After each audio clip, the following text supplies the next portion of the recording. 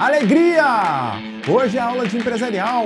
Vamos continuar com o nosso tema sobre saída do sócio. E o tema de hoje vai ser exclusão de sócio. Tem muita coisa interessante pra gente ver. Se liga aí!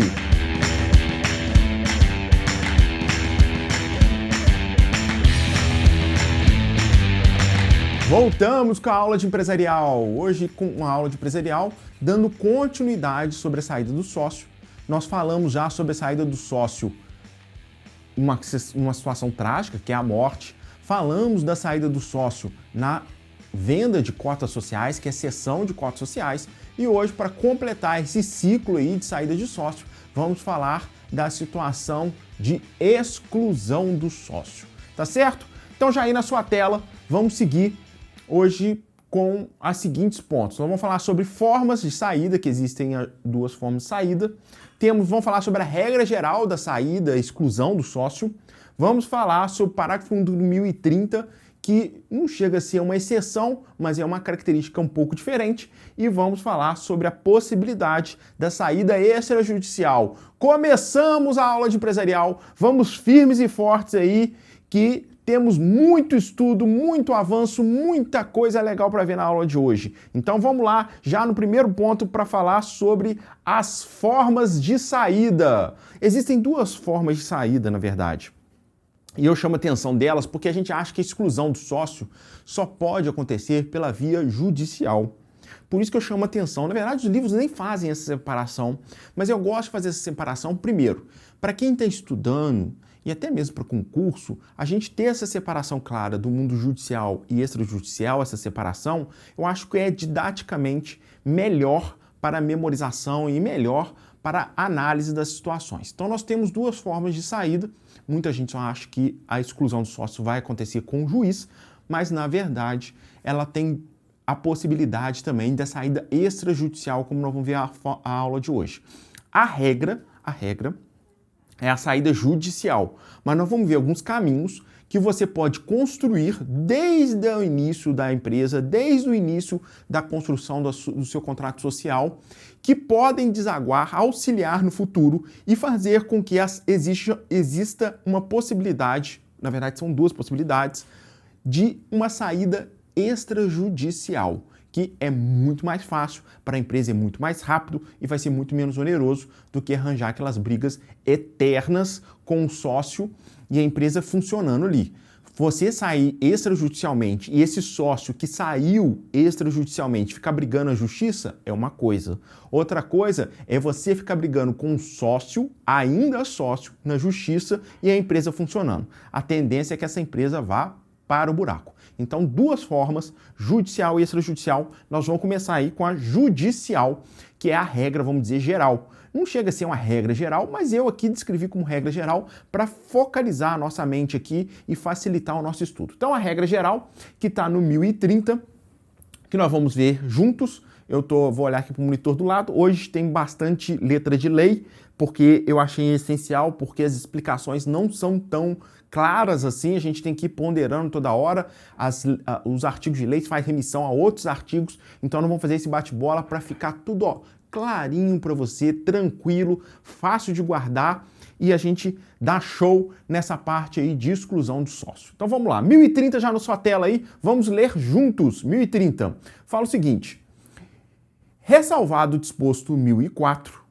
e seu parágrafo único, que trata sobre remissão de sócio, depois a gente vai falar sobre isso no final, pode o sócio ser excluído judicialmente, então caminho judicial, mediante iniciativa da maioria dos demais sócios, por falta grave, então maioria dos demais sócios, por falta grave, no cumprimento de suas obrigações, ou ainda por incapacidade superveniente. Então vamos para o seu quadro branco que nós vamos traduzir esse artigo aqui, que vai ser importante a gente fazer algumas remissões aqui, dar uma resumida nessa ideia aí. Então no seu quadro branco aí já na sua tela, nós vamos ver que o 1030, que fala da exclusão judicial, fala que primeiro tem um quórum de iniciativa, ou seja, só pode ser proposto, é um requisito para a propositura da ação,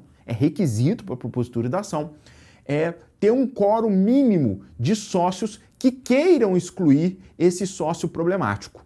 E qual que é esse requisito? O 1030 fala que tem que ter uma iniciativa como requisito para a propositura da ação de maioria dos demais sócios. Lembra aqui, deixa eu colocar aqui, peraí. Lembra, maioria, então, para exclusão, deixa eu colocar aqui, né? Senão você não vai nem saber depois o que é exclusão judicial. Então, eu tenho um requisito de propositura da ação,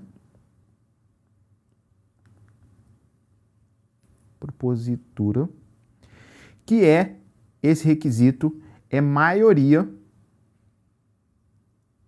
do sócio. Lembrando que toda vez que fala isso, nós estamos falando maioria do capital social, maioria dos sócios.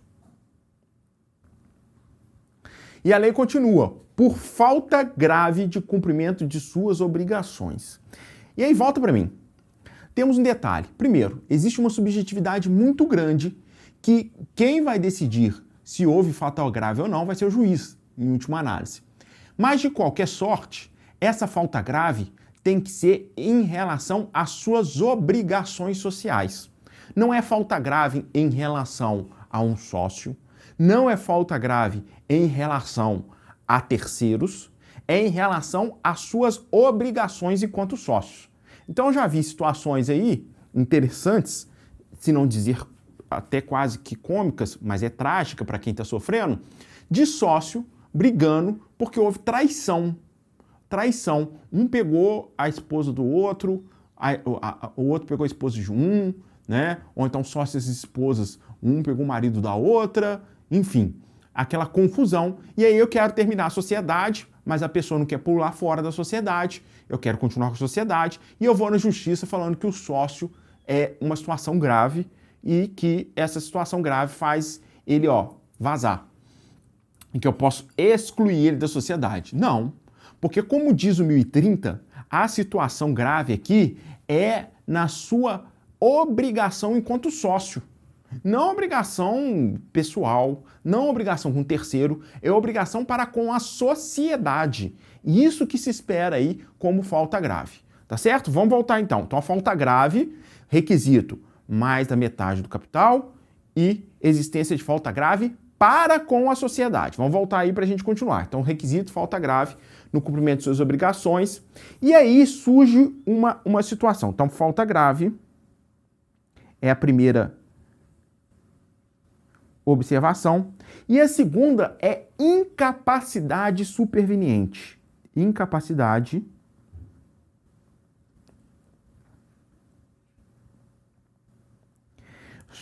superveniente. Olha o detalhe que o código está falando. É superveniente. A pessoa era capaz e depois se tornou incapaz. Então vamos fazer algumas análises aqui. Primeiro vamos lembrar da incapacidade. A incapacidade hoje nós temos a incapacidade absoluta e temos a incapacidade relativa. A incapacidade absoluta só é etária hoje. Como assim etária? Só o menor de 16 anos é incapaz absolutamente. Todos os demais incapazes são relativamente e o juiz vai analisar a capacidade ou não, a quantidade de capacidade, vamos dizer assim, não seria quantidade, mas quais atos da vida civil aquela pessoa pode praticar sozinha e quais atos da vida civil ela precisa de assistência no incapaz relativamente. A pergunta que se faz aqui, porque aqui está falando de incapacidade superveniente. A incapacidade surgiu depois. A pergunta que a gente se faz, antes da gente avançar nesse ponto, é se o incapaz pode ser sócio. Eu posso pegar meu filho lá de 17 anos e colocar na sociedade? Será que eu posso?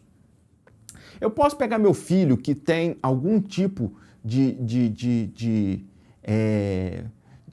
problema de deficiência, alguma deficiência mental que torna ele incapaz relativamente, né? Que não é automático hoje, graças a Deus, desde 2015, depois que nós confirmamos o Tratado de Nova York, que surgiu a Lei de Proteção do Deficiente, que é fantástica. Demoramos séculos, né? Veio até atrasada, mas pelo menos veio. Que pode ser que o deficiente mental tenha toda a capacidade civil, né? E seja, na verdade, só tem um auxílio de alguém, mas não se torna incapaz, mas será que aquela pessoa que realmente é dada como incapaz, ela pode ser sócio de empresa? Vamos ver o Código Civil? Vamos ver o que o Código Civil nos diz sobre esse ponto aí, que é importante. Vamos ver. Vamos ver o 972, que ele vai tirar essa dúvida pra gente, porque ele diz o 972 quem são as pessoas que podem virar sócio. Lembra que nós estamos falando de exclusão de sócio, nós estamos falando de exclusão judicial. Vimos que a exclusão judicial pode acontecer em 2 casos: falta grave para com a sociedade e incapacidade superveniente. Então nós fizemos um parênteses aqui para falar sobre se o sócio o sócio desde o início da sociedade pode ser incapaz. Vamos lá. O 972 diz o seguinte, vamos lá, já está na sua tela, vou ter que virar aqui para o lado para ler aqui no monitor. Podem exercer a atividade de empresário os que estiverem em pleno gozo da capacidade civil e não forem legalmente impedidos.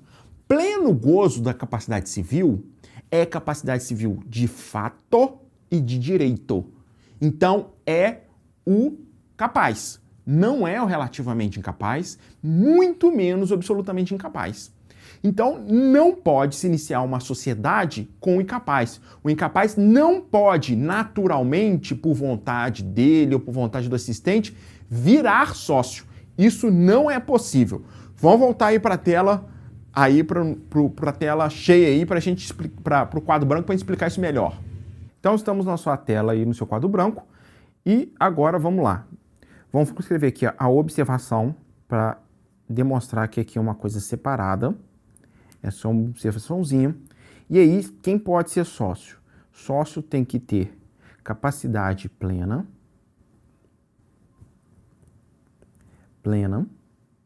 Exclui aqui, então, o incapaz, ainda que relativamente. O sócio na sua origem, né? Vamos colocar aqui, sócio na sua origem. Capacidade plena. E não pode ser legalmente impedido. Não impedido. Visto isso, agora a gente pergunta, e como que é essa figura aqui do incapaz superveniente? Porque o incapaz não pode entrar na sociedade lá no início dela, fazer o contrato social e entrar. Mas existe, então, alguma possibilidade dele virar sócio no decurso da empresa. Existe. Vamos ver agora o 974. Vamos passar aqui para a gente ver. Olha o que o 974 diz. Apesar de não poder virar sócio na sua origem, ele por vontade própria virar sócio, poderá o incapaz, com auxílio por meio do representante ou devidamente assistido, olha aqui, absolutamente incapaz pode virar sócio de empresa? Resposta, sim. Ué, mas como assim, Leandro? Absolutamente? Sim. Desde que de forma superveniente, o 974 está falando aqui, ó. Poderá o incapaz por meio de representante. O incapaz com representante é o absolutamente. O assistido é o relativamente incapaz. Então, poderá virar sócio e continuar. Ele não pode originalmente virar na empresa, mas ele pode continuar a empresa antes exercida por ele enquanto capaz.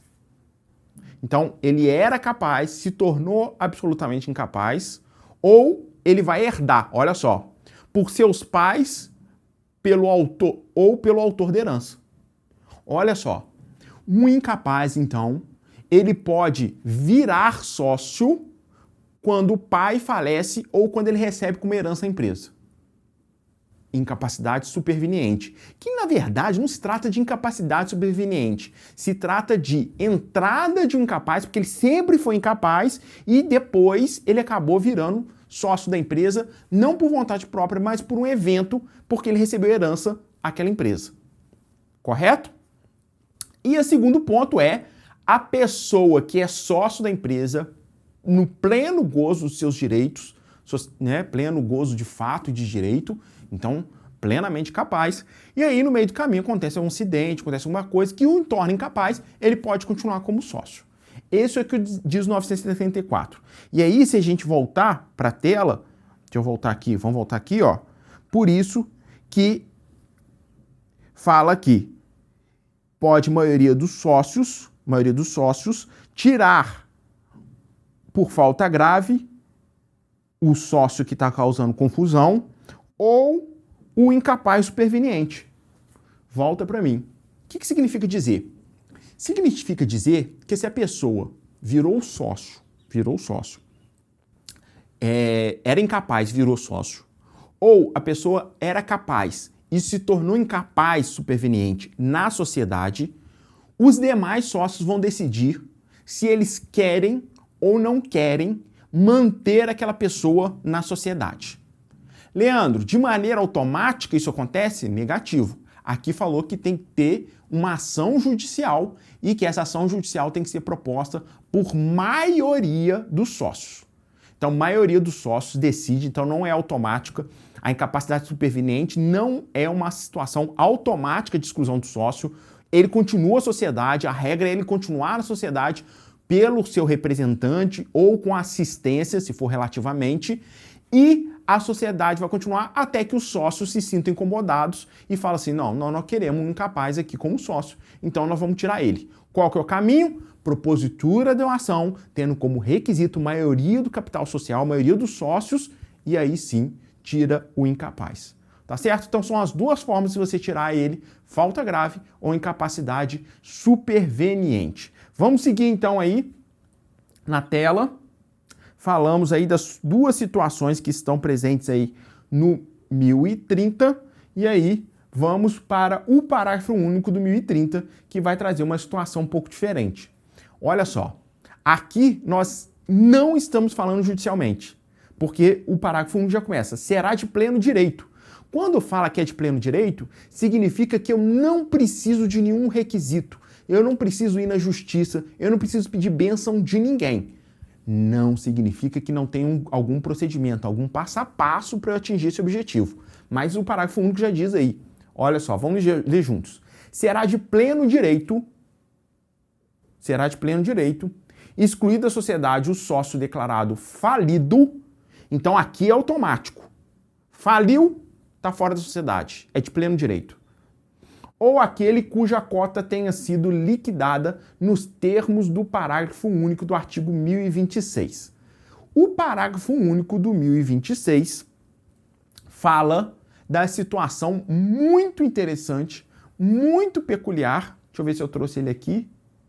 Não. O 1026 traz uma situação bem peculiar, que é a situação da penhora de cotas sociais. Olha que interessante. Então vamos aí para o seu quadro, com o seu quadro branco, que nós vamos escrever primeiro, deixa eu subir aqui, nós vamos escrever primeiro as duas situações que permitem, então, de pleno direito. Então vamos escrever aqui, ó, pleno direito, leia-se extrajudicial, pleno direito. Então vai, opa, coisa horrível, hein? Vai acontecer de maneira automática, pleno direito. Duas situações. Então nós temos aí, através da maneira judicial, quando houver falta grave ou incapacidade superveniente. É uma decisão dos sócios excluir esse sócio que se tornou incapaz ou que se tornou, cometeu uma falta grave, maioria do capital entra com a ação. Aqui é de pleno direito, aqui nós estamos falando de maneira automática. O parágrafo único do 1030 fala são as situações automáticas. Quando for falido, quando o sócio se torna falido, não é a empresa, é o sócio seja declarado falido, ou suas cotas liquidadas no 1026, que é liquidação. A penhora por si só não exclui sócio, tá? Liquidação. Vamos ver aqui como detalhes. Liquidação de cotas penhoradas. Só chamando a atenção que é a liquidação, tá? Não é a penhora. A penhora por si só não diz nada. É quando definir que aquelas cotas têm que ser liquidadas. Nós vimos o processo de liquidação nas aulas anteriores. Qualquer coisa me pergunta aí embaixo que eu vou responder. Mas qualquer coisa também você pode voltar no vídeo e ver como que a gente fez a liquidação das cotas. Então tá aí as duas situações que são de pleno direito. Depois no final nós vamos resumir isso tudo. São duas situações de pleno direito. Falta a gente entender como que funciona essa situação aqui de penhora de cotas. Igual da incapacidade a gente deu uma aprofundada, vamos dar uma verticalizada sobre penhora de cotas aqui. E aí eu já deixei aqui, eu vou subir, eu já deixei aqui no quadro branco para a gente rabiscar junto o 1026, que justamente fala da penhora de cotas. Penhora de cotas. Então tá aí o 1026, vamos junto aqui com a canetinha vermelhinha. O 1026 fala o seguinte: o credor particular de sócio pode, então não é o credor da sociedade, é o credor do sócio. O credor do sócio, o sócio deve para um terceiro, pode, na insuficiência de outros bens. Então, obrigatoriamente, nós temos aqui, deixa eu colocar isso aqui mais para cá, benefício de ordem. Por que benefício de ordem? Porque primeiro eu tenho que acabar com os bens do sócio para depois avançar para as cotas sociais. Eu não posso, de maneira automática, avançar para as cotas sociais. Então, insuficiência dos bens do devedor, fazer recair execução sobre o que este couber nos lucros ou na cota, na parte que lhe tocar em liquidação. Parte que lhe tocar em liquidação, entenda a cota. Então, existe a possibilidade, vamos de novo, existe a possibilidade de penhora de sócio devedor dos lucros, aquele lucro que ia ser distribuído, ao invés de ser distribuído, ele vai, na verdade, ser penhorado. Em vez de eu entregar para o sócio, eu vou depositar em juízo, a empresa vai depositar em juízo e vai servir para pagamento de dívida com terceiro. E se não tiver lucro, o lucro não for suficiente, porque aqui também usa a expressão ou. Então, é um ou outro, a escolha aí, o que for menos oneroso. O princípio da menor onerosidade na execução. E aí, eu posso haver a penhora da cota. Havendo a penhora da cota, como que é o desdobramento? A penhora da cota, a cota não vale nada. O que vale, na verdade, é o capital investido. Nós temos que fazer a liquidação parcial da empresa, fazer aquele cálculo lá do ativo menos passivo, o que sobra é o patrimônio líquido, ver qual que é a participação daquele sócio na empresa e transformar aquilo em dinheiro e entregar para o sócio. Para a justiça, para que a justiça faça o pagamento daquele credor. Mas vamos ver o parágrafo único, que tem mais alguns detalhes para a gente ver. Olha só o parágrafo único do 1026, fala: se a sociedade não estiver dissolvida, ou seja, se ela estiver continuando, pode o credor requerer a liquidação da cota do devedor, só a cota do devedor. Então aqui trata de liquidação parcial. Então a empresa continua existindo, cujo valor apurado na forma do 1031. Essa forma de apuração do 1031, nós vimos até na última aula, como que é, do ativo menos passivo, será depositado em dinheiro, então não pode entregar um bem, tem que ser em dinheiro, no juízo da execução até 90 dias após a sua liquidação. Olha que problemaço! A empresa vai ter que arranjar grana, dinheiro, a empresa vai ter que se virar, em princípio, para arranjar dinheiro e liquidar a cota do sócio e depositar em juízo esse valor, para que esse valor seja, o sócio então está fora, ser excluído da sociedade, porque tem dívida com terceiro, e esse dinheiro é colocado disponível ao juiz da execução. E a empresa tem 90 dias para se virar, arranjar aquele dinheiro e depositar em juízo. Um problemão, né? E tem que ser em dinheiro, um problemão. Mas vamos continuar que temos o 1031 ainda para ver. Olha o que o 1031 fala. Nos casos em que a sociedade se resolver em relação a um sócio, que é o caso aqui, um sócio vai ser executado, esse sócio vai ser executado, vai haver a penhora das cotas sociais desse sócio, e aí nós vamos liquidar só em relação ao sócio, nós vamos excluir um sócio, então é liquidação parcial.